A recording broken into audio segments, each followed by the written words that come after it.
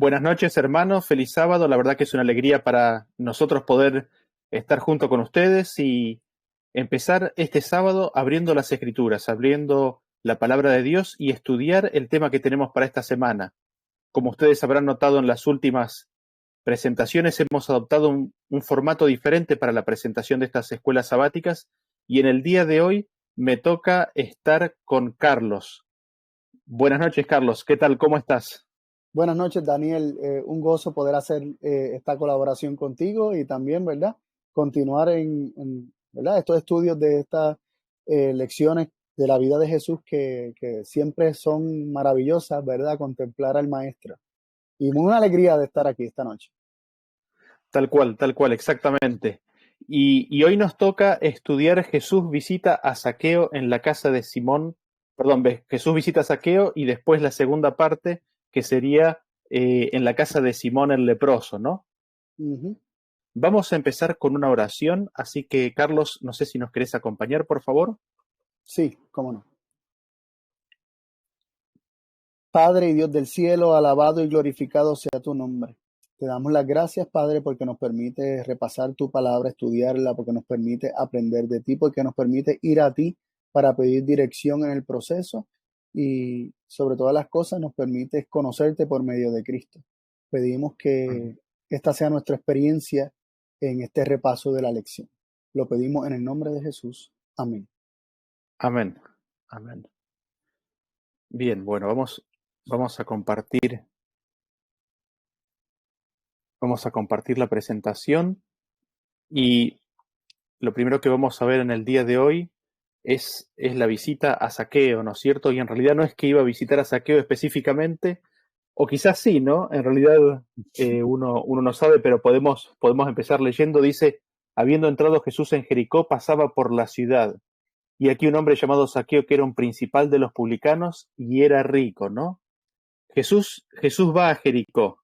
Y, y aquí en Jericó estaba Zaqueo, que era uno de los publicanos de esa ciudad. Y nosotros sabemos el concepto, ¿no es cierto?, que existía de los publicanos en toda la sociedad israelita de aquella época.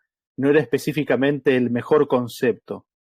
Y lo interesante, y lo vamos a ver en un ratito, es de que había un deseo escondido en el corazón de ese hombre que todos pensaban que era pecador, ¿no? Eh, y es interesante porque dice, era un principal de los publicanos y era rico, ¿no? Me llama la atención esa aclaración. No sé si querés comentar algo, Carlos, de esto, si no pasamos a la cita, que ahí vamos a sacar un par de puntos.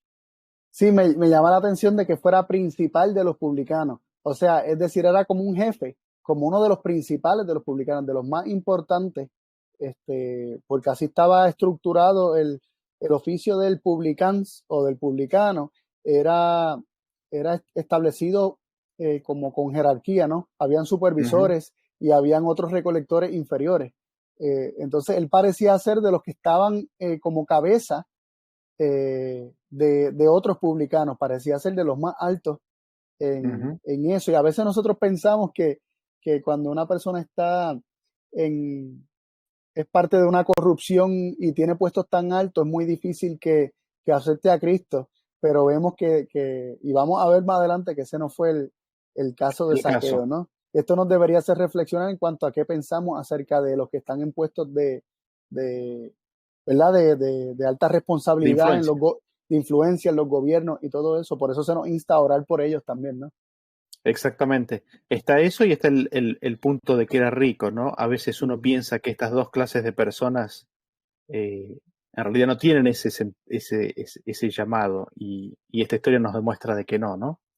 Noten ustedes lo que describe la sierva del Señor respecto de esta historia en El deseo de todas las gentes, página 506. Dice, a poca distancia de Jericó, Juan el Bautista había predicado a orillas del Jordán y Zaqueo había oído el llamamiento al arrepentimiento. La instrucción dada a los publicanos, no exijáis más de lo que os está ordenado, aunque exteriormente desatendida, había impresionado su mente. Conocía las escrituras y estaba convencido de que su práctica era incorrecta. Ahora, al oír las palabras que se decían venir del gran maestro, sintió que era pecador a la vista de Dios. Sin embargo, lo que había oído tocante a Jesús encendía la esperanza en su corazón. El arrepentimiento, la reforma de la vida eran posibles aún para él. ¿No había sido publicano uno de los más fieles discípulos del nuevo maestro? Zaqueo comenzó inmediatamente a seguir la convicción que se había apoderado de él y a hacer restitución a quienes había perjudicado. Y nosotros podríamos destacar varias cosas de esto, ¿no? Quizás lo primero es que Zaqueo había oído a Juan el Bautista, y quizás en esa primera instancia Zaqueo no había sido un fruto o un resultado del esfuerzo evangelístico de Juan el Bautista. Nosotros pensamos que los resultados se tienen que dar de forma inmediata. Sin embargo, el trabajo de Juan el Bautista en la vida de Zaqueo fue preparatorio para la obra de Jesús, ¿no? Ese quizás es el primer punto que me gustaría destacar de esto. Lo otro es que noten ustedes que él había escuchado a Zaqueo, lo habían impresionado, y dice que exteriormente había sido desatendida esa instrucción que había recibido. Es decir, desde afuera él seguía siendo el mismo de siempre a los ojos del mundo, ¿no? Pero habían impresionado mucho su mente. Y ahora, ¿qué es lo que sucede? Ahora viene el gran maestro. Y es interesante porque el gran maestro trae consigo dos impresiones muy fuertes en el corazón de Zaqueo. En primer lugar, al oír las palabras, sintió que era pecador. Y en segundo lugar, le había encendido esperanza en su corazón, ¿no? Algo que parece tan contradictorio, es interesante que lo encontramos en la persona de Jesús. En la presencia de Jesús, todavía no estaba en la presencia, ¿no? Pero con las palabras de Jesús, Zaqueo sentía que era un pecador, pero al mismo tiempo lo que había escuchado de él le daba gran esperanza. Y la verdad que es hermoso, ¿no? A mí me llama la atención. Ahí están los dos pactos. Exactamente. Están los dos elementos, ¿no es cierto? Está la condenación de muerte y al mismo tiempo está la gracia, ¿no? La gracia ofrecida. Está la condenación, está la convicción de pecado y la gracia que es ofrecida al mismo tiempo. Y él había escuchado de cómo era Jesús, ¿no? Entonces, al haber escuchado las palabras de Jesús y al escuchar cómo era Jesús, a pesar de que lo convencía de pecado, le daba gran esperanza. Y me llama la atención la última frase, ¿no? Comenzó inmediatamente a seguir la convicción que se había apoderado de él. Qué importante esto, ¿no? Y no sé si querés comentar algo respecto de esto, Carlos. Eso mismo al final, que aún antes de encontrarse físicamente con Jesús y conocerlo físicamente, ya él había comenzado a hacer restitución a quienes había perjudicado, basado en las enseñanzas de Cristo. Veamos que con Juan el Bautista lo impresionó, pero no hizo nada.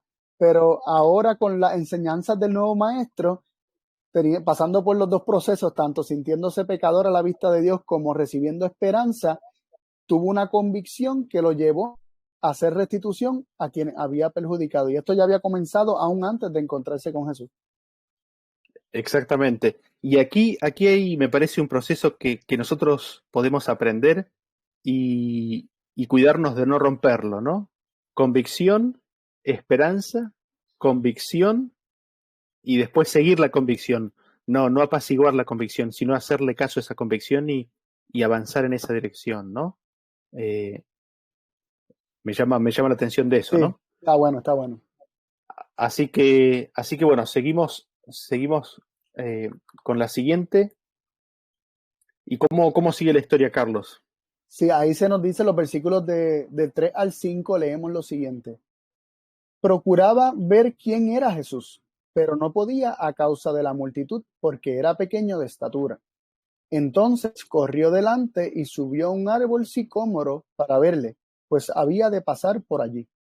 Cuando Jesús llegó a aquel lugar, alzando la vista, le vio y le dijo: Zaqueo, date prisa, desciende, porque hoy es necesario que me quede en tu casa. Y ahí vemos, ¿verdad?, cómo se desenvolvió, ¿verdad? Damos como un salto a un incidente. Jesús, y vimos que al primer versículo Jesús iba a pasar por Jericó, se nos habla luego de Zaqueo, se nos da un poquito de trasfondo de Zaqueo y rápido brinca ese incidente donde Zaqueo estaba procurando ver a Jesús. Dice que procuraba ver quién era Jesús. Él había escuchado acerca de él, había recibido su enseñanza, en parte, ¿verdad?, las que había escuchado en aquel momento, y había respondido a las convicciones que había tenido, ¿verdad?, en su conciencia, y ahora vemos que él procuraba verle, quería verlo físicamente, quería saber quién era, cómo era, quién era aquella persona de quien había escuchado y había recibido unas lecciones hermosas, aunque de forma posiblemente indirecta. Y entonces se nos dice que estaba limitado por su estatura para poder ver a aquel a quien él tanto quería conocer. Seguimos viendo el énfasis que se hace en el deseo del corazón. Dice que procuraba, le era necesario, ¿verdad? Entonces luego dice, corrió delante. O sea, él no fue caminando, dice que corrió. Ahí vemos los deseos profundos del corazón de conocer y ver a Jesús personalmente. Y subió a un árbol sicómoro para verle.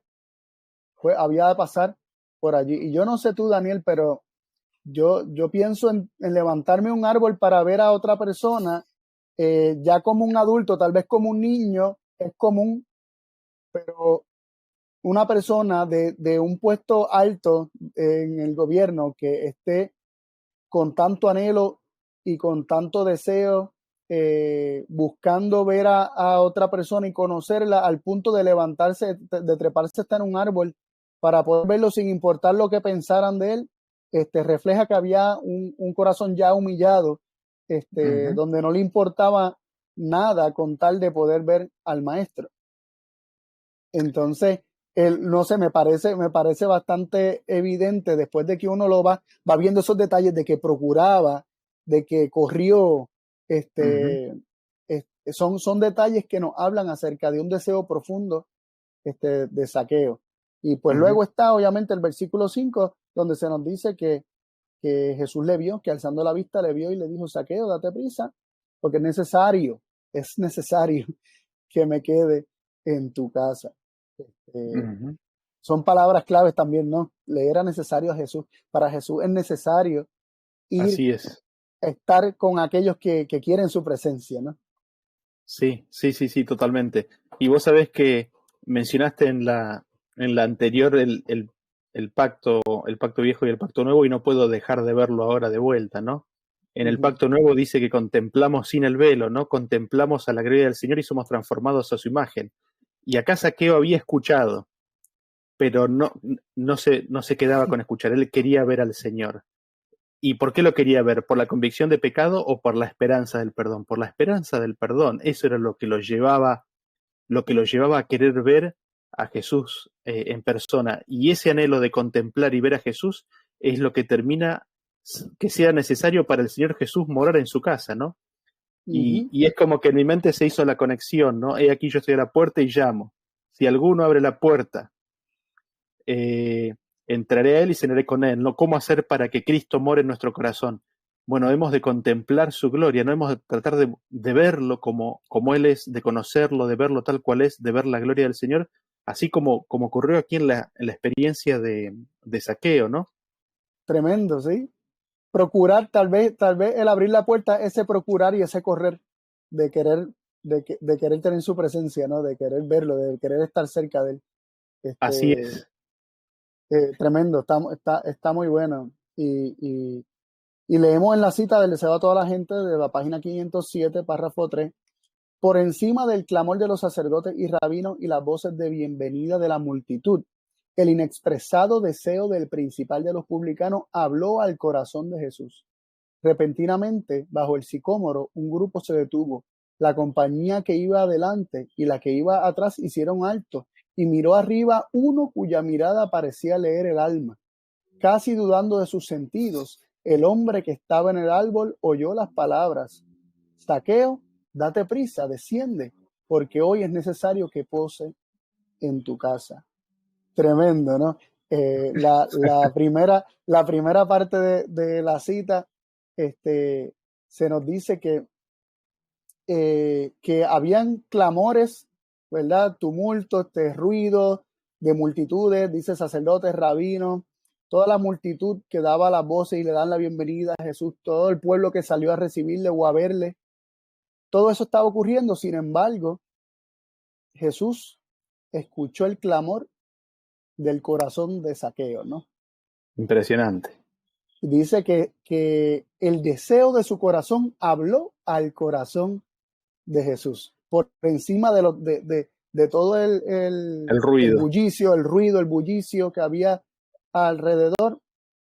Jesús escuchó el clamor del corazón de Jesús, y asimismo escucha el de nosotros hoy, ¿no? Por Ujú, encima de todo el ruido, él vio un corazón necesitado, un corazón que clama por salvación, un corazón que clama por el perdón de sus pecados y por la limpieza de su vida, ¿no? Y Jesús se detiene para atender esa única persona por encima de todo el ruido y toda la multitud que pueda haber en todo este mundo, ¿no? Y mm, me toca mucho esta cita. ujú. Sí, la verdad que está hermosa y es interesante porque dice casi dudando de sus sentidos. Estoy escuchando lo que estoy escuchando, me está hablando a mí. Qué sorpresa y qué alegría al mismo tiempo, ¿no? Sí, yo no sé si te ha Eh, pasado a ti, Daniel, algo así, una experiencia así cuando estás orando a Dios por alguna respuesta y de repente sientes que Dios te habla por medio de su palabra, por lo menos a mí me ha pasado por medio de la palabra, ¿no? ujú, Un versículo que viene a la mente, dándote la respuesta o tú pidiendo que Dios te hable y comienzas a leer las escrituras y encuentras una respuesta específica para lo que tú ujú. estás pidiendo y te habla el corazón y te conmueve. Y entonces, como lo que uno que siente son ganas de llorar porque el Dios del cielo se ha dignado de hablarme A a mí, responder, siendo yo un pecador, el principal de los pecadores o el principal de los publicanos como Saqueo, ¿no? tal cual, tal cual, sí, la verdad que es impresionante. O sea, conmueve el alma estar en esa condición. Y quizás por eso, eh, nada, siento el llamado, ¿no? A que Dios ponga en mí el deseo de querer ver más a Jesús, ¿no? Para vivir y vivir y vivir esta situación y de Jesús morando en la casa de uno, ¿no? Ujú.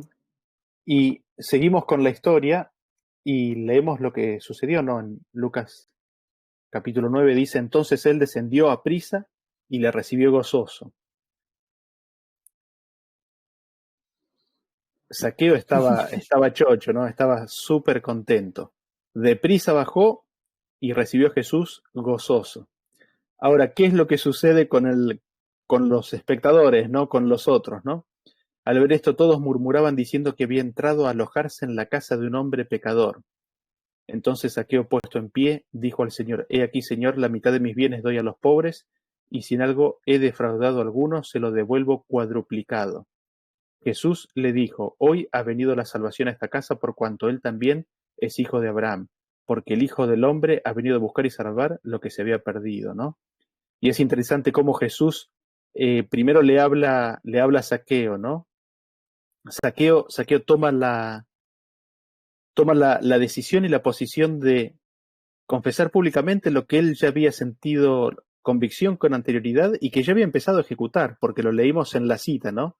Antes del encuentro la convicción se había apoderado de él y había empezado a restituir, pero ahora lo hace público. La mitad de los bienes a los pobres. Si algo he defraudado, bueno, voy a dar por cuadriplicado. Y fíjense que Jesús, ¿qué es lo que dice? Aquí ha venido la salvación, ¿no? ¿Cuál es el nombre de Jesús? Ha venido la salvación a esta casa. Ujú. Jesús ha venido a esta casa por cuanto él también es hijo de Abraham. Y eso Jesús lo dice después de escuchar la confesión, ¿no? La confesión de Saqueo. Y después el segundo comentario parece dirigido a los que estaban murmurando, ¿no? El Hijo del Hombre vino a salvar y a buscar lo que estaba perdido, con lo cual era tan solo natural y propio que él visitara aquello que estaba perdido que quería recibirlo en su casa, es decir, Saqueo. Y quizás más que nadie, Saqueo expresaba sinceramente y de corazón el anhelo de ser libertado del pecado, ¿no? Quizás había gente que estaba ahí porque Jesús era un hombre famoso, quizás había alguno que estaba ahí porque quería ser sanado y estaba mirando solamente el beneficio de la sanación personal.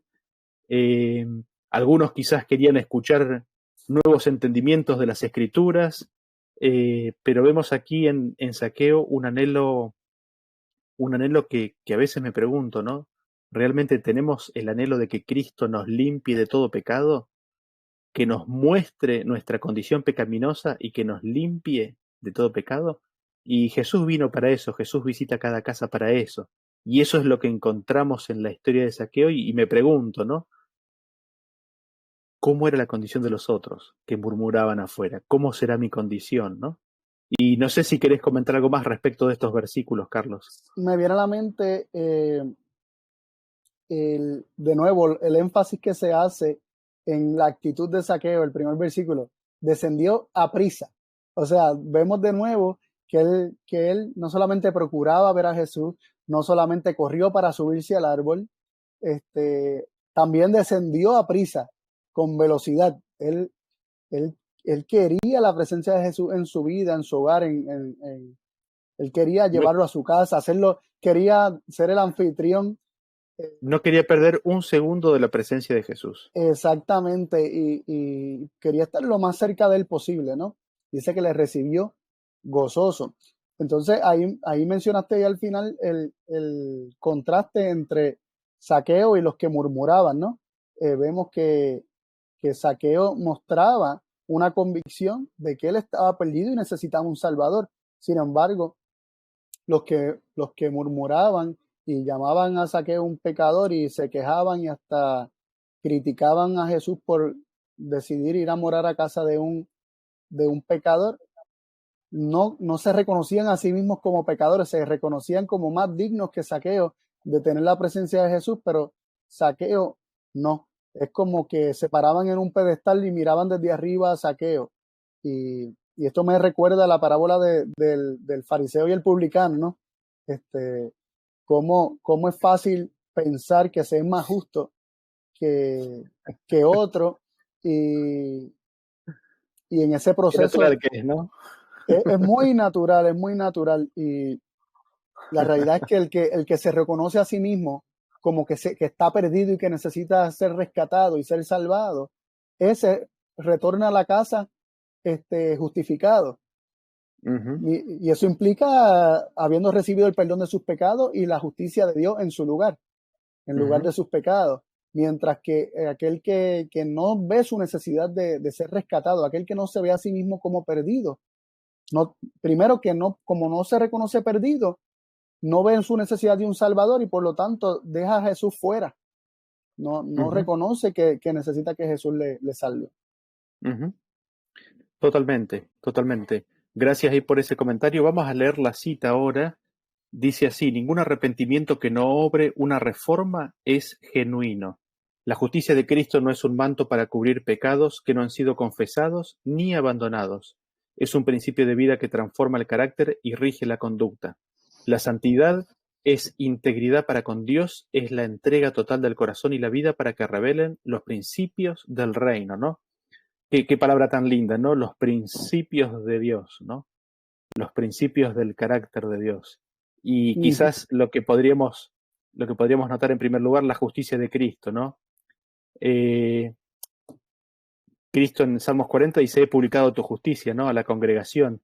La justicia que Cristo tenía era la justicia de Dios, ¿no? ¿Y qué es la justicia de Dios? Los mandamientos son la expresión de la justicia de Dios, y la justicia de Dios es la forma de vida, la forma de ser de Dios. Entonces, la justicia que Cristo manifestó en esta vida es un principio de vida, es el principio de la vida de Dios. Y al tomar conciencia de esa forma de vida de Dios, de cómo es su carácter, primero nos confronta y nos revela pecadores, ¿no? Como en el caso de Zaqueo, y después ese mismo principio de cómo es Dios, que nos muestra su benignidad, su bondad y su perdón, es lo que nos impele a acercarnos a Él, a encontrar ese perdón, ese refugio. Y si vamos a Él, no es porque salga de nosotros mismos, sino porque Él nos está llamando y nos está dando el poder y el querer para hacer su voluntad, para acercarnos a Él, ¿no?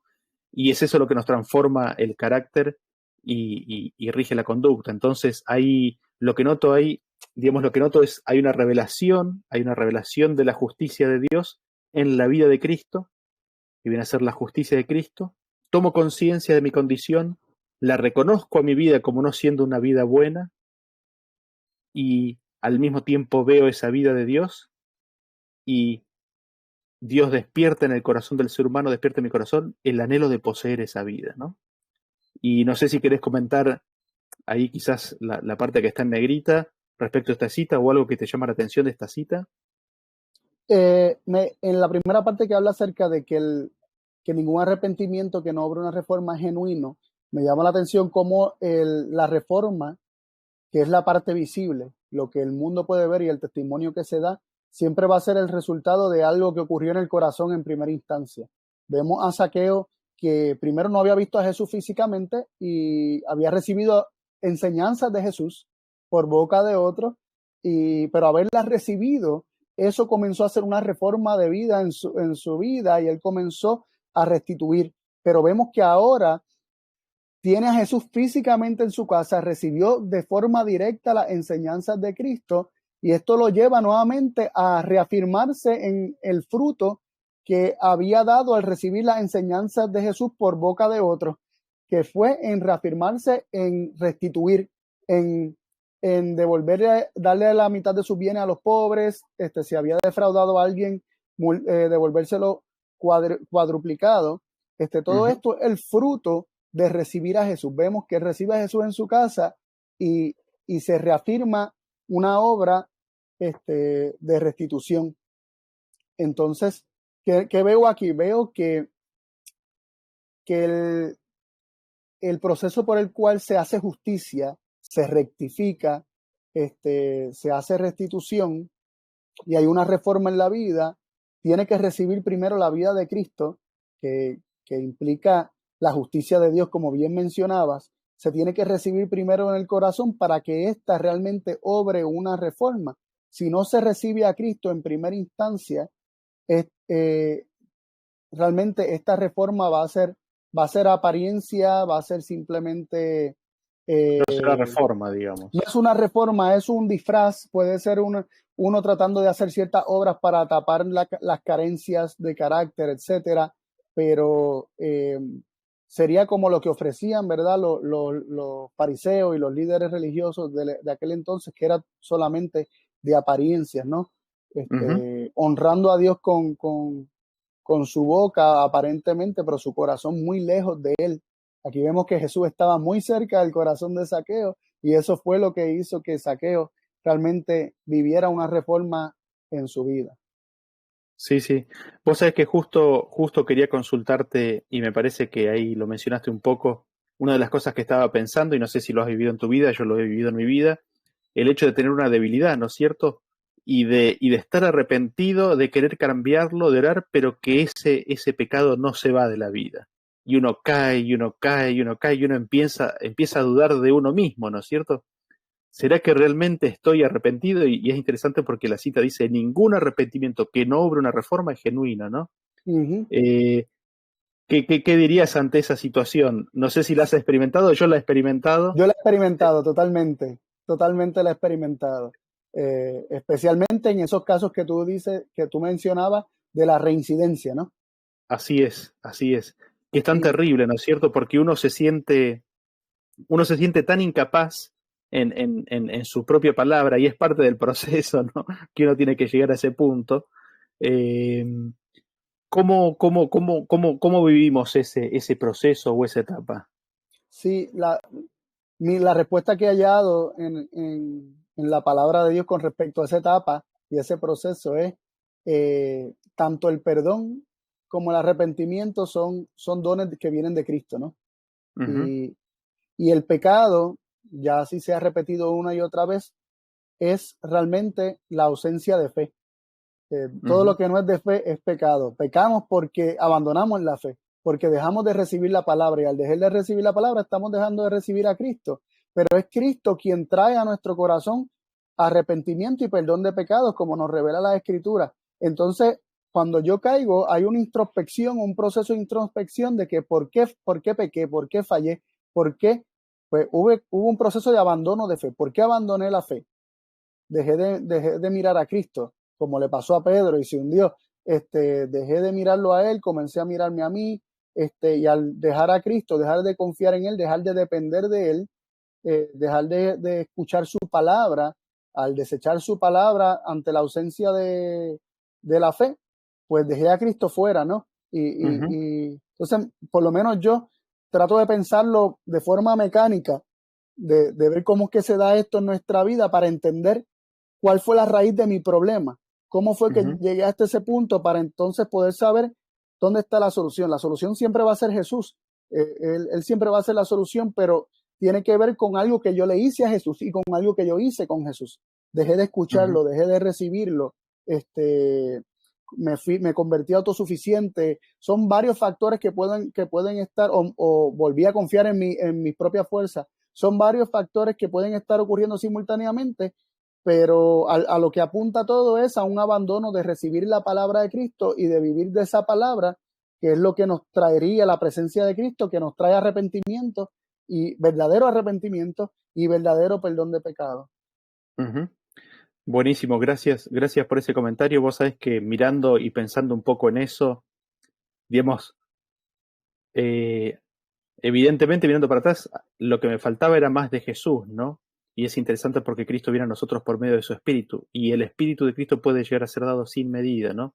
Y evidentemente estaba con medida en ese momento, no porque hubiera falta en el dador, sino porque había falta en el recipiente, ¿no? El Ujú, recipiente creía, yo creía que estaba bien, que no hacía falta más. Y esto tiene que ver quizás con la última parte de la cita que habla acerca de la entrega total del corazón. Y esa entrega total del corazón, en definitiva, es vivir como Jesús vive, que es a lo cual hacía referencia de confiar plenamente en la totalidad de la palabra de Dios en forma irrestricta. Es renunciar a mi juicio propio, es renunciar a mis deseos propios y es confiar plenamente en Cristo y en su palabra.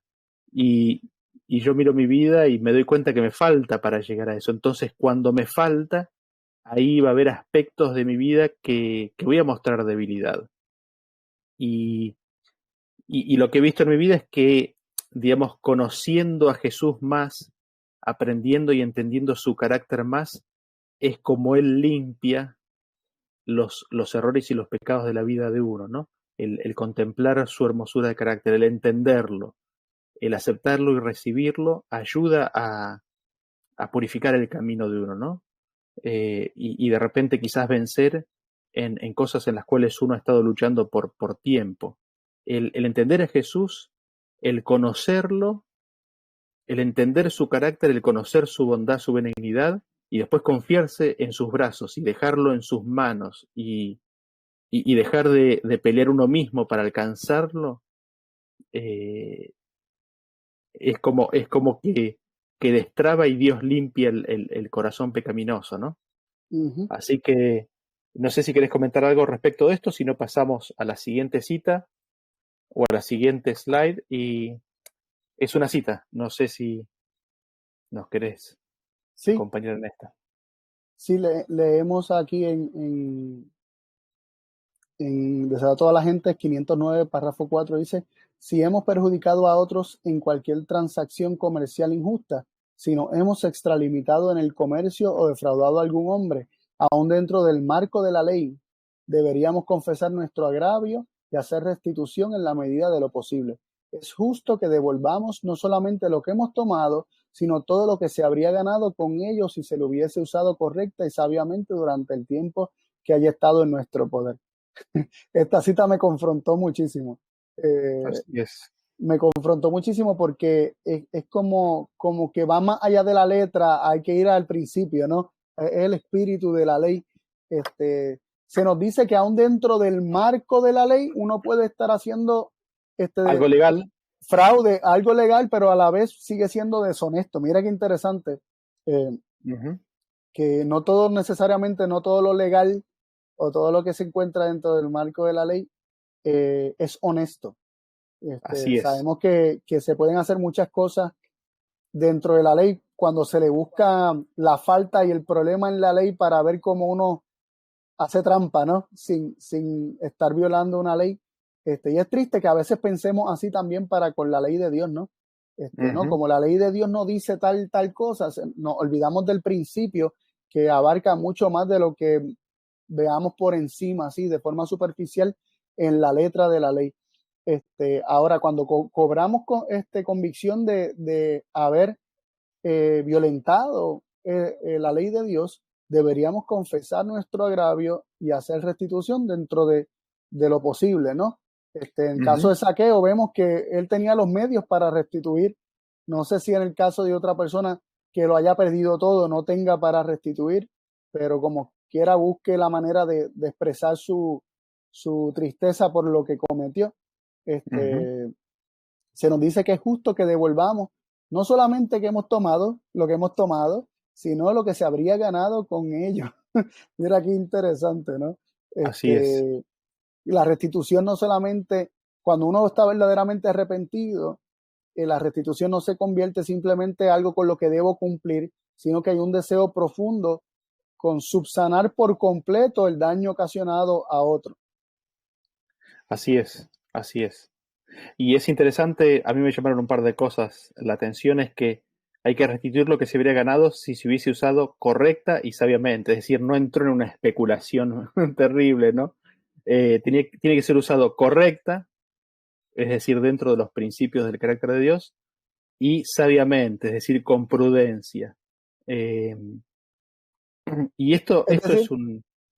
perdóname, me vino un ejemplo, no sé si eso es lo que estás viendo en esa parte, pero por ejemplo, yo tenía un dinero, por ejemplo, esto es un ejemplo, destinado para algo, utilizarlo algo en la obra del Señor.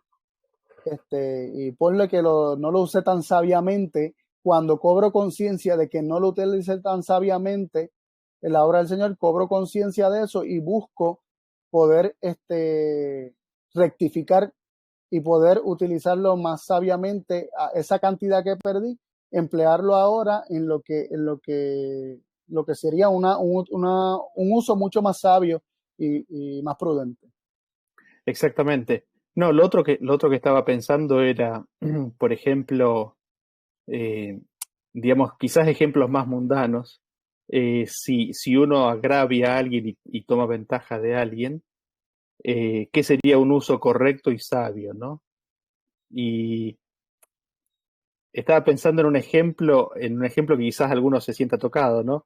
Lo más prudente y que está dentro de lo correcto es decir, bueno, pongo el dinero en el banco y hay un X porcentaje de interés por año y eso es algo prudente, ¿no? Y sabio. La otra es entrar a especular en la bolsa y a comprar y a vender o decir, bueno, esto pasó hace 4 años, si yo hubiese comprado cripto hace 4 años, ahora habría ganado un 800%, entonces tengo que devolver 8 veces más.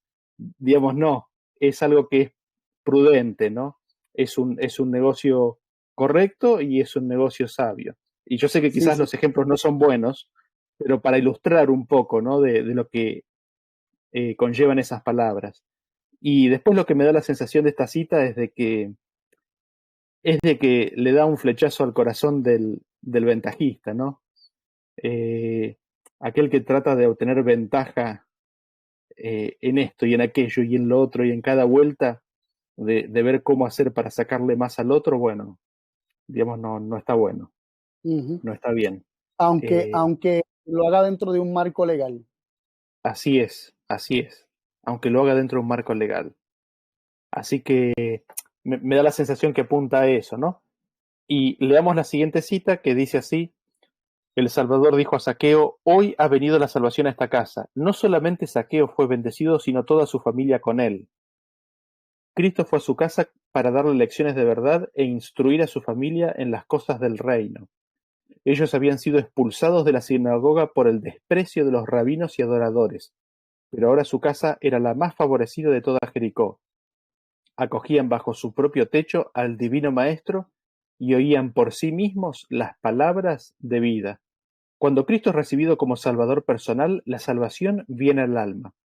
Zaqueo no había recibido a Jesús meramente como a un forastero, sino como al que moraba en el templo del alma.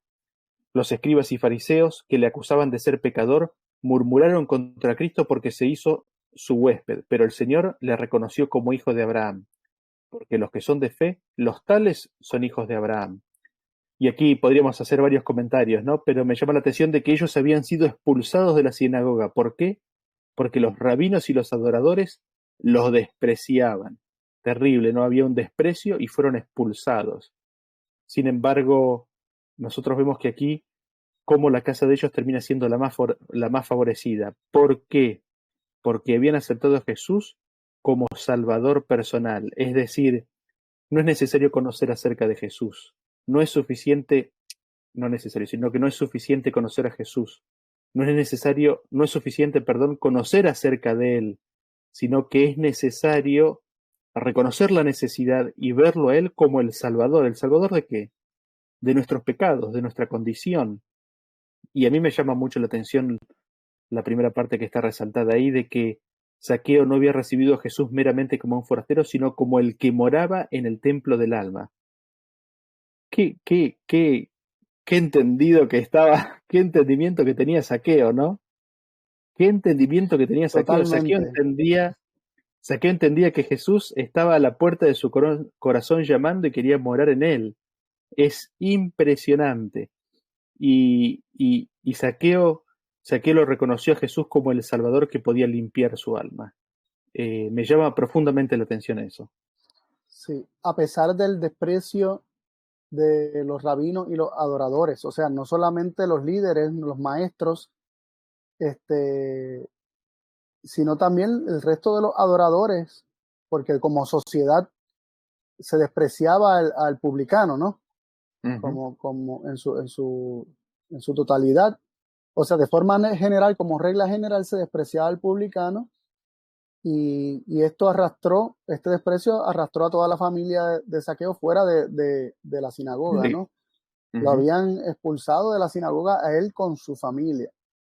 Y esto me recordó la historia que está allí en Juan capítulo 9 del hombre que había El ciego, nacido ciego y, y que fue expulsado de la sinagoga por, por por, reconocer a Jesús. por reconocer a Jesús y de contarle lo que Jesús había hecho y confrontarlos con que por qué seguían insistiendo en que volviera y contara lo que Jesús había hecho. Lo expulsaron y yo me imagino esa escena de él. Lo que peor que le podía pasar a un judío era que fuera expulsado de la sinagoga. Es como en la época medieval te excomulgaran, ¿no? Sí. Entonces, eh, yo me imagino a ese hombre así solo y triste. Y Jesús, ¿a quién fue? Volvió al encuentro del hombre solo y triste por el desprecio o menosprecio de los hombres para ofrecerle la oportunidad de que lo recibiera, no solamente como el que sanó sus ojos o su vista y le restauró la vista, sino como aquel que lo salva de sus pecados.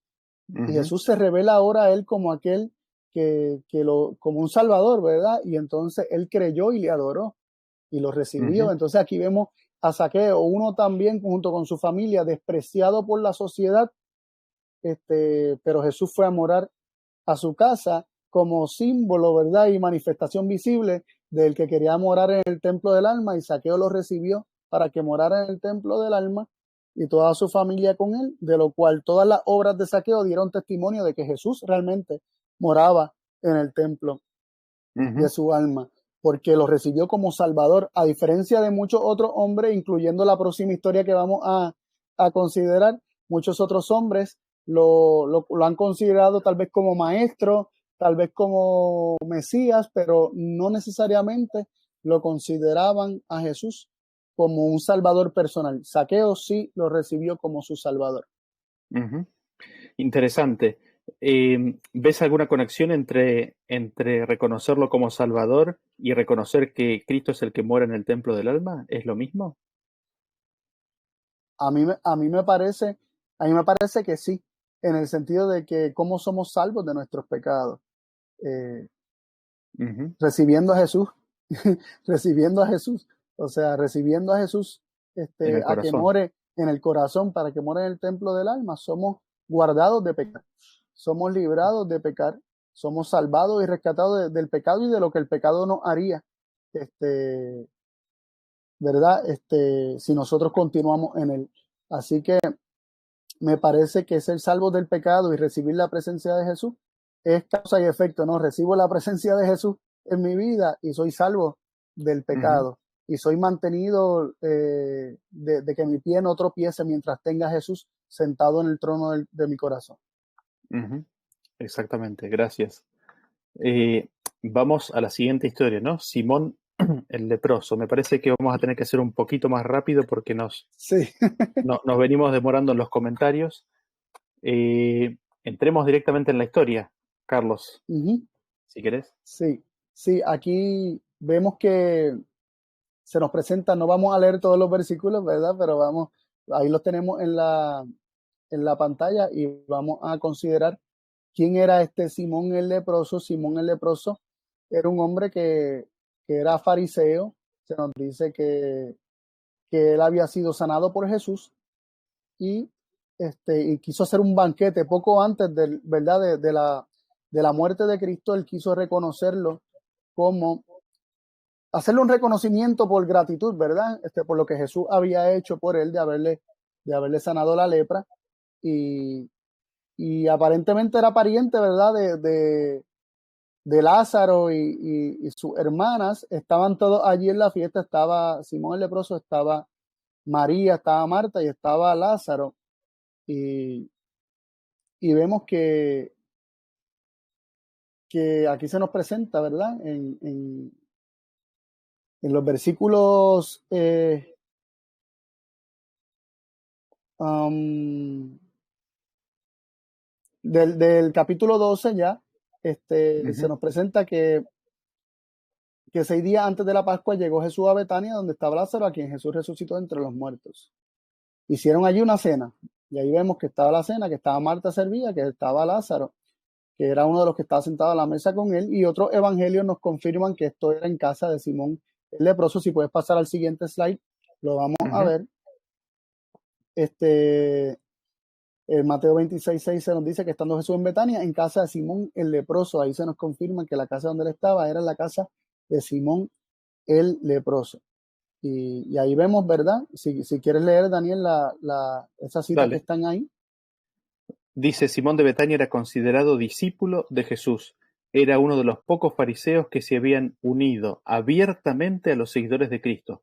Reconocía a Jesús como maestro y esperaba que fuese el Mesías, pero no lo había aceptado como Salvador. Su carácter no había sido transformado, sus principios no habían cambiado. Qué interesante y cómo se conecta con esta historia, ¿no es cierto? Con la Ajá, anterior, ajá, perdón. sí. Un Eh, contraste. Así es, un contraste bien claro y quizás destaquemos primero lo siguiente, ¿no? Simón era un discípulo de Jesús, a los ojos del mundo era considerado como un discípulo de Jesús. Lo seguía, no solamente que lo seguía, sino que había sido uno de los primeros que había salido y se había manifestado públicamente en favor del ministerio de Jesús. Y nosotros sabemos que lo más probable es que haya sido una posición difícil, ¿no? Porque la mayoría de los fariseos lo habían rechazado a Jesús o lo rechazaban a Jesús. Y es interesante que él lo reconocía como maestro y esperaba que fuese el Mesías. Y él quizás es una de esas personas que se había acercado a Jesús y había recibido un beneficio personal de Jesús en la sanación de su enfermedad. Sin embargo, no lo había aceptado como Salvador, ¿no? Y habíamos hecho la conexión en la historia anterior respecto de aceptarlo como aquel que mora en el templo del alma, ¿no?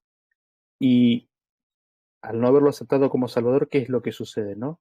Su corazón no había sido transformado todavía. Seguía a Jesús, lo acompañaba, lo quería agasajar, escuchaba sus palabras, anhelaba que él fuera el Mesías, pero todavía no lo veía como un Salvador. Sus principios seguían siendo los mismos de siempre. Y no sé si te ha pasado, pero digamos, uno no quiere decir que ha llegado, pero yo me reconozco en esa historia a veces de haberme visto, digamos, siguiendo a Jesús, siendo discípulos de Jesús, pero que todavía hay ciertos principios que no se han alineado, ¿no? Con los principios del reino de Dios. Y es un llamado de atención para todos nosotros, ¿no es cierto? ¿Somos conscientes de cuánto necesitamos a Jesús en nuestra vida? ¿Somos realmente conscientes? Me da la Ujú. sensación de que hasta que no entreguemos enteramente el corazón, como decía la cita, hasta que no reconozcamos que sin Él nada podemos hacer, no vamos a poder obtener o recibir esa transformación total que Cristo nos quiere dar, ¿no? Y Ujú. no sé si querés comentar algo Yo respecto creo de que esta cita. sí, yo creo que es parte del necesario del proceso, conocer nuestra verdadera condición, como le pasó a Zaqueo, verse como lo ve Dios, o por lo menos reconocerse como pecador y como con la necesidad de un Salvador. Y, Y cuando nosotros rechazamos constantemente el ministerio de condenación, entonces, pues obviamente nos quedamos estancados en ese proceso y nunca avanzamos hacia Cristo, quien nos justifica, ¿no? Y no avanzamos hacia el ministerio de justificación. Eh, eh, no necesitamos un Salvador en nuestra propia estima porque no nos consideramos que necesitamos un Salvador. No nos vemos como perdidos, necesitando ser rescatados. El caso de Simón el leproso contrasta tanto con el de Zaqueo, pero también contrasta tanto con el de María, ¿no? Que lo vemos Así es. ahí en el versículo que aparece abajo, en Marcos 14:3, donde se nos presenta algo que hizo María allí, en aquel lugar, que se nos dice que estando él en Betania sentado a la mesa en casa de Simón el leproso, vino una mujer que tenía un frasco de alabastro con perfume de nardo puro de gran precio, y quebrando el frasco de alabastro lo derramó sobre la cabeza de Jesús. Eh, este, este hombre, Simón, no reconocía a Jesús como su Salvador. Sin embargo, lo que hizo María fue precisamente el fruto de reconocer a Jesús como su Salvador. Fue el fruto del agradecimiento, ¿no? De ver cómo Jesús la había rescatado, la había salvado y querer derramar todo lo que tenía, su vida, en olor grato para Jesús, ¿no? Entonces me parece que aquí tenemos dos corazones que habían recibido beneficios de Jesús. Sin embargo, uno había avanzado en sentirse salvo por Jesús, mientras que el otro simplemente se había aprovechado de un beneficio de Jesús, pero mantenía a Jesús fuera porque no necesitaba, aparentemente él pensaba que no necesitaba a Jesús nada más. No era consciente de que necesitaba la salvación de Jesús, la salvación de sus pecados, ¿no? Y uno no puede dejar de pensar en la historia de María, ¿no? ¿Quién es María? Aquella mujer que tenía 7 demonios, había tenido 7 demonios, ¿no? Aquella mujer que había sido arrojada a los pies de Cristo, ¿no? Toda pecadora, y que Cristo dijo, ni yo te condeno, vete y no peques más, ¿no? Es esta mujer a quien Jesús no solamente no condenó, sino que la perdonó y la envió a no pecar más. Y ahí hay todo un tema para desarrollar muy interesante, que bueno, por falta de tiempo no lo haremos, es que hace que ella tenga un agradecimiento muy grande hacia Jesús. Y me da la sensación que nuestra apreciación de Jesús es directamente proporcional al reconocimiento que nosotros tenemos de nuestra propia condición pecaminosa y necesitada. Mientras menos seamos conscientes de nuestra propia condición, menos agradecimiento habrá, ¿no? Y eso lo vemos ahí enseguida en la historia, ¿no? En cómo continúa. Jesús lo enseña de esa misma forma, ¿no? El que mucho se le perdonó, mucho va a amar, ¿no?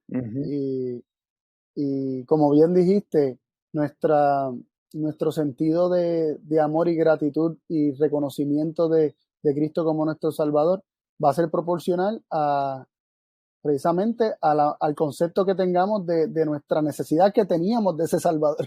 Si nosotros no reconocemos que necesitamos un Salvador, no vamos a apreciar justamente a Jesús como Salvador. En teoría podemos declarar que Jesús es el Salvador del mundo, pero en práctica y en experiencia personal, no tenerlo como un Salvador propio. Exactamente. Y nosotros vemos en el siguiente versículo, en el anterior habíamos visto que había derramado el aceite sobre la cabeza. Ahora vemos que dice que ungió los pies y los limpió con sus cabellos.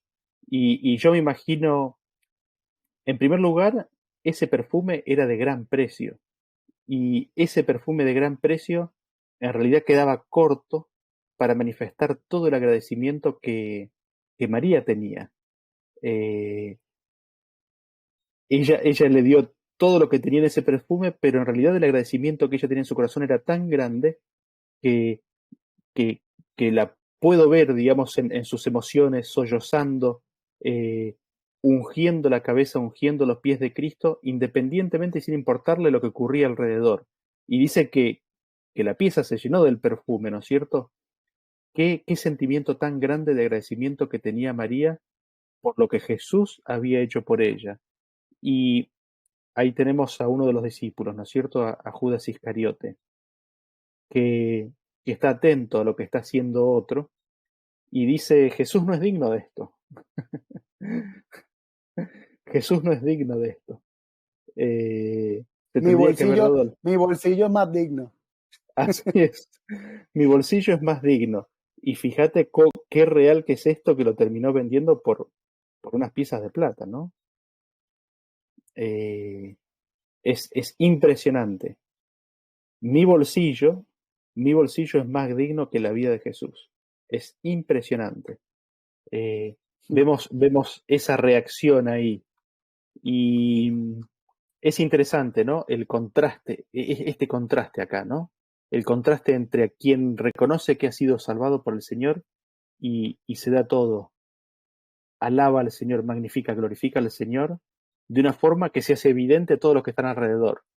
Y aquellos que no aprecian a Jesús, sino que tienen otro rey, enseguida no toleran esa manifestación de cariño hacia el Salvador y atacan, ¿no? Atacan a quien manifiesta a esa actitud. Y acá nuevamente vemos, ¿no? Los dos pactos. Y me llama la atención porque lo lleva a Judas, ¿no? A entregar a su Señor. Me llama la atención que también vemos los corazones contrastados, ¿no? Desde el principio de la lección estuvimos viendo el de Zaqueo con el resto de los sacerdotes y de los fariseos y de los adoradores de la sinagoga. Ahora vemos el de Simón, vemos el contraste entre Simón y María, pero también estamos viendo el contraste entre María y Judas. Uh-huh. Y hay un denominador común entre todos los sacerdotes y fariseos que seguían a Jesús, con Simón el fariseo, ¿verdad? El leproso, y también con Judas.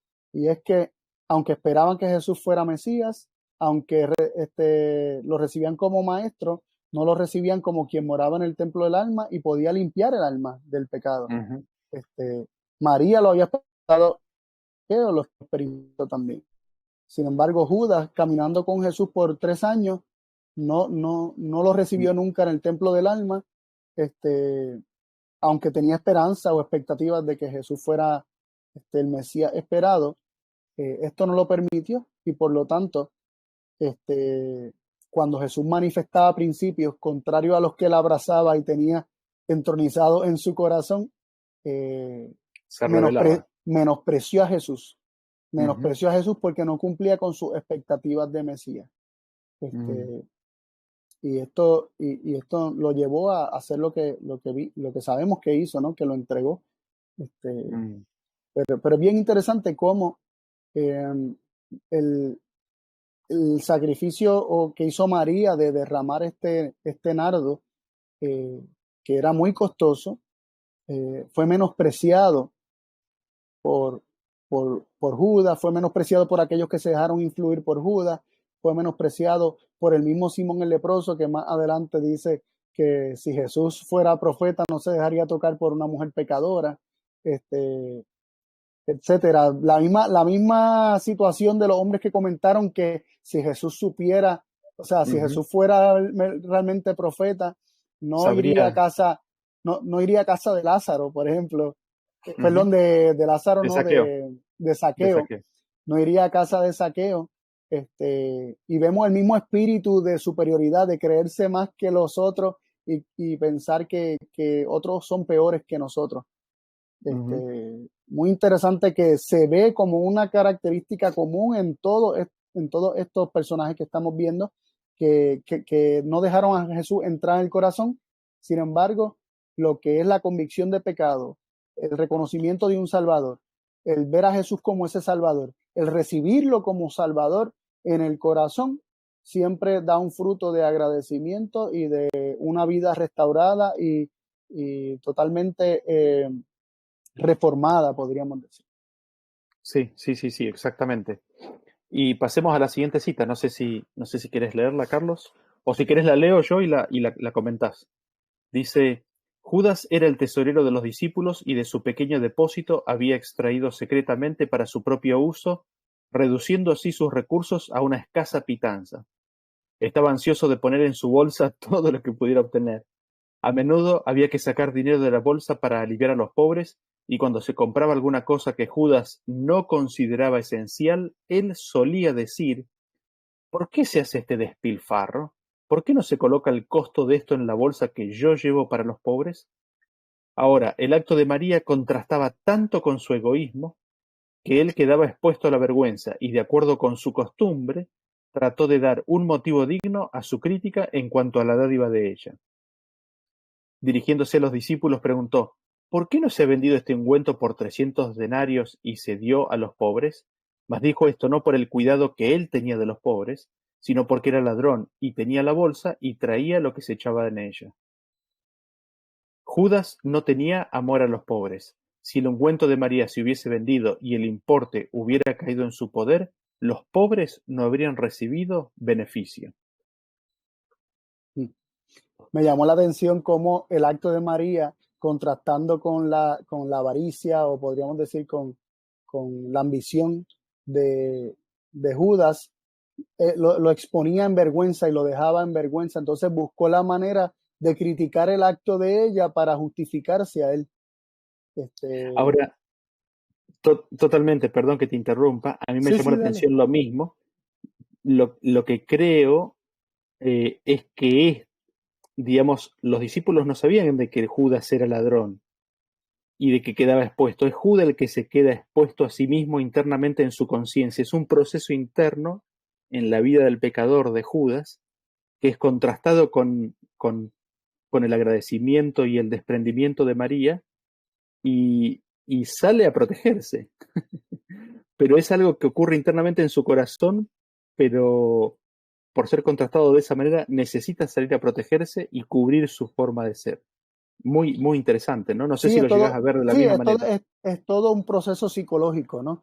Es todo un proceso, digo psicológico porque tiene que ver con procesos internos invisibles y muchas veces, De la eh, culpabilidad, ¿no? hasta inconscientes, Ujú, donde buscamos aplacar la culpa sin que, como tú bien mencionas, nadie lo estaba exponiendo públicamente ahí a nada. Él se sintió expuesto, él se sintió avergonzado, y para no seguir sintiéndose así, comienza a producir unos procesos de razonamiento en su mente que terminan aparentemente para sí mismo dándole la razón, o justificando lo que él hace y criticando aquello como algo malo, que es lo que está ocasionando en él un proceso de vergüenza y un proceso de sentirse expuesto como pecador. ujú, Entonces, se trata de silenciar aquello que me expone. Se trata de poner ujú. la mano allá y que no me siga diciendo, que no me siga manifestando que yo soy un pecador. Exactamente. Y eso ocurre no solamente con Judas, eso ocurre con todos nosotros, ¿no? Ujú, Y tenemos que estar despiertos a esta realidad, porque constantemente la carne se resiste a ser condenada y a ser expuesta como estar mal. Y ujú, siempre todos los demás tienen la culpa menos nosotros. ujú. Este, Exactamente. la culpa es huérfana, como dicen por ahí. Así es, así es. Y es interesante porque aquí nos conectamos con el principio de esta lección, que es la de Saqueo. Y Saqueo había tenido el convencimiento de su culpabilidad y había aceptado eso y había hecho reforma, ¿no? Había hecho los cambios que ese convencimiento le traía. Él había sido convencido de que era un pecador. Y acá vemos que Judas rechaza ese convencimiento. Ujú. Y fíjense lo que lleva el rechazar ese convencimiento a Judas, lo lleva finalmente a vender a su Señor. Y, y nada, es una señal de alerta, ¿no? Del arma para mí en mi forma personal, de que cuando soy convencido de pecado tengo que aceptar esa convicción de pecado, no tengo que rechazarla, sino que tengo que aceptarla como propia y buscar salvación, porque al final de cuentas Jesús me la está revelando para salvarme, ¿no? Para ser mi Ujú. salvador. Tremendo, sí. No sé si querés comentar algo más de esta cita. Avancemos. Buenísimo. la siguiente cita. Si dice, el don fragante que María había pensado prodigar al cuerpo muerto del Salvador, lo derramó sobre él en vida. En el entierro, su dulzura solo hubiera llenado la tumba, pero ahora llenó su corazón con la seguridad de su fe y amor. José de Arimatea y Nicodemo no ofrecieron su don de amor a Jesús durante su vida. Con lágrimas amargas trajeron sus costosas especias para su cuerpo rígido e inconsciente. Las mujeres que llevaron sustancias aromáticas a la tumba hallaron que su diligencia era vana porque él había resucitado. Pero María, al derramar su ofrenda sobre el Salvador, mientras él era consciente de su devoción, le ungió para la sepultura. Y cuando él penetró en las tinieblas de su gran prueba, llevó consigo el recuerdo de aquel acto, anticipo del amor que le tributarían para siempre aquellos que redimiera. Me llama mucho la atención cómo se contrastan las ofrendas aromáticas, ¿no? De ungüento y de aromas, de diferentes ofrendantes, podríamos decir. Tenemos a José de Arimatea y a Nicodemo, que en gran medida fueron discípulos calladitos, o sea, discípulos en secreto por largo tiempo. Y después de que Jesús muere, dice que con lágrimas amargas llevaron las sustancias aromáticas, porque tenían la amargura de que pudieron haberle expresado a Jesús la gratitud que sentían hacia él y no lo hicieron en vida. Tenemos las mujeres que tampoco pudieron brindar el servicio de la sustancia aromática al cuerpo de Jesús, porque cuando llegaron a la tumba en la mañana de la resurrección, Jesús ya había resucitado, ya no lo pudieron hacer. Pero tenemos a María, que lo hizo en vida, y esto fue un reconocimiento público sin ningún tipo de restricción. O sea, ella se abrió por completo su corazón, no le importó lo que dijeran, lo que opinaran de ella, cómo la miraran, cómo se viera el asunto. Ella simplemente quiso hacer un acto de agradecimiento que implicaba, o era, podríamos decir, una señal visible de un corazón que se derramaba por completo en gratitud y amor hacia el Salvador, porque la salvó, la perdonó y la salvó de sus pecados.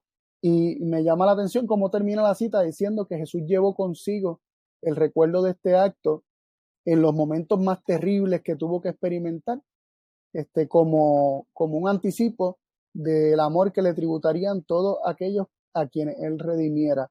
Es como que María es un anticipo del fruto de vidas totalmente transformadas y agradecidas por la obra redentora de Cristo, sí, por la eternidad. Sí, es tremendo. Y es más tremendo cuando consideramos que Jesús tuvo eso, ¿no? En esa hora tan oscura de tribulación. Qué importante, ¿no? Qué importante. Sí. Qué consuelo tan importante. Sí, me viene a la mente el ladrón arrepentido, ¿no? En la cruz, que fue otro tipo de consuelo que él recibió ahí. Que él recibió, el ver que de alguna manera dio fruto. No era todo en vano. No era todo en vano, parecía, Satanás lo trató de pintar de esa forma, como que era todo en vano, pero el recuerdo de María junto con este otro hombre le habló a Jesús acerca de que del trabajo vería el trabajo de su alma y quedaría saciada, ¿no? Exactamente. Y vamos a tocar un poquito más eso. Hay un diálogo ahí que por falta de tiempo no lo vamos a tocar. Es interesante porque Jesús predice, ¿no?, que lo que ella había hecho iba a ser predicado en todo el mundo para memoria de ella. Sin embargo, me gustaría que leamos esta cita porque toca un poco lo que veníamos mencionando recién. Noten ustedes lo que dice. Dice, las palabras dichas con indignación. ¿Por qué se pierde esto? Recordaron vívidamente a Cristo el mayor sacrificio jamás hecho, el don de sí mismo en propiciación por un mundo perdido. El Señor quería ser tan generoso con su familia humana que no pudiera decirse que Él habría podido hacer más. En el don de Jesús, Dios dio el cielo entero. Desde el punto de vista humano, tal sacrificio era un derroche desenfrenado. Para el raciocinio humano, todo el plan de la salvación es un derroche de mercedes y recursos. Podemos ver abnegación y sacrificio sincero en todas partes. Bien pueden las huestes celestiales mirar con asombro a la familia humana que rehúsa ser elevada y enriquecida con el infinito amor expresado en Cristo. Bien pueden ellas exclamar, ¿por qué se hace este gran derroche? Pero la propiciación para un mundo perdido había de ser plena, abundante y completa. La ofrenda de Cristo era sumamente abundante para enriquecer a toda alma que Dios había creado. No debía restringirse de modo que no excediera al número de los que aceptarían el gran don. No todos los hombres se salvan, sin embargo, el plan de redención no es un desperdicio porque no logra todo lo que está provisto por su liberalidad. Debía haber suficiente y sobrar. Es impresionante, ¿no? Y me acuerdo otra cita, ¿no? Otro versículo que ilustra esto, la parábola del sembrador. El sembrador no está sembrando en la tierra buena, ¿no? El sembrador sale y tira la semilla generosamente. La tira y la desparrama por todos lados. No se pone a mirar qué campo va a dar y qué campo no va a dar.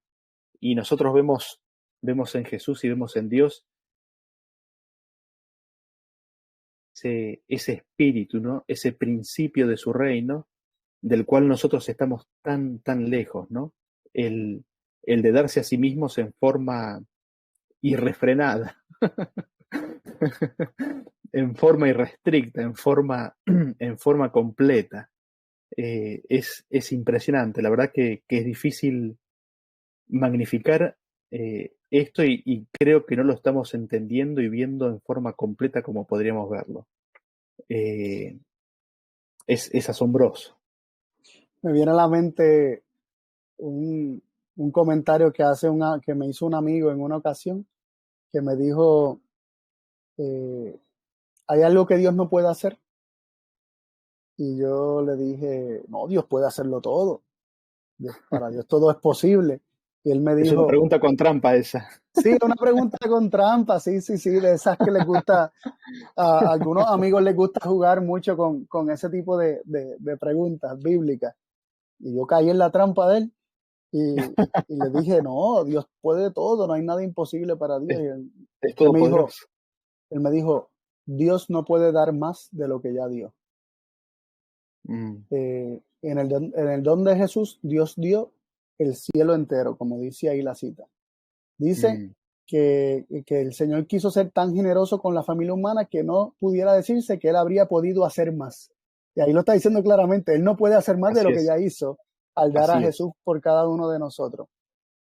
Eh, él no se limitó, lo dio todo al dar a su Hijo. Y hay un refrán que dice, por lo menos acá en Puerto Rico se dice mucho, dice, para que falte, que sobre. Ujú. Cuando se está haciendo un estimado para una comida, lo que sea, y estamos calculando las personas, no, si vamos a fallar, que fallemos por tener comida de más y no De más, comida de de menos. menos.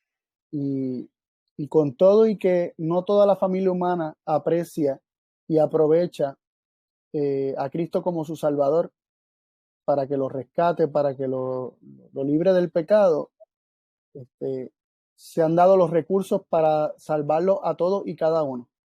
Ujú. El hecho de que muchos lo rechacen no, no lleva a Dios a arrepentirse de haber dado lo que dio, porque los dones de Dios son sin arrepentimiento, ¿no? Ujú, Él no se arrepiente de haber dado lo que dio.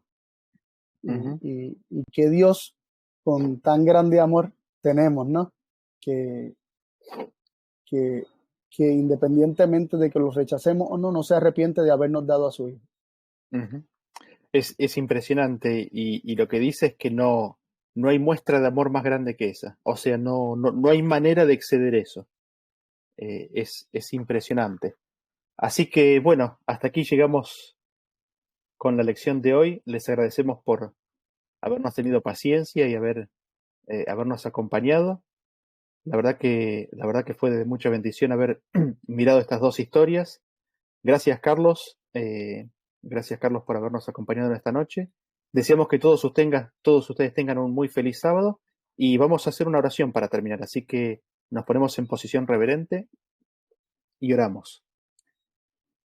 Padre nuestro que estás en los cielos, gracias, Señor, te damos por estas historias que quedaron escritas para nuestra admonición, para, Señor, que sean de lección para cada uno de nosotros. Señor, te rogamos que en nuestro corazón se viva la experiencia de Zaqueo, que en nuestro corazón se viva la experiencia de María. Señor, ayúdanos a ver a Jesús. Danos el deseo de conocerlo, de verlo personalmente, de tenerlo morando en nuestras casas. Señor, cuando por tu palabra, por su presencia, seamos reprendidos y convencidos de pecado, Señor, te rogamos que tú nos muestres y nos hagas bien claro la benignidad de tu misericordia, de tu gracia, de tu perdón, y de cómo tú has dado absolutamente todo para nuestra salvación, de que nosotros aceptemos esa revelación y vayamos corriendo a tus brazos. Señor, ayúdanos a ver a Jesús como nuestro Salvador, como aquel que puede morar en el templo de nuestras almas. Señor, que pueda hacer una realidad en nuestras vidas, de que Él nos vista con vestiduras blancas, que nos limpie, que limpie nuestros ojos con colirio y que compremos de Él oro refinado en fuego. Gracias, gracias Señor, te damos por todo esto. Te imploramos que sea una realidad en nuestras vidas, en la vida de los oyentes. En el nombre de Jesús lo pedimos y lo agradecemos. Amén. Amén. Amén. Bueno, gracias Carlos nuevamente y nos vemos entonces a la brevedad, nos vemos en el próximo fin de semana, ¿no es cierto? Sí, en las próximas lecciones. Un abrazo a todos y Dios los bendiga. Así es, bendiciones, hasta luego. Chao.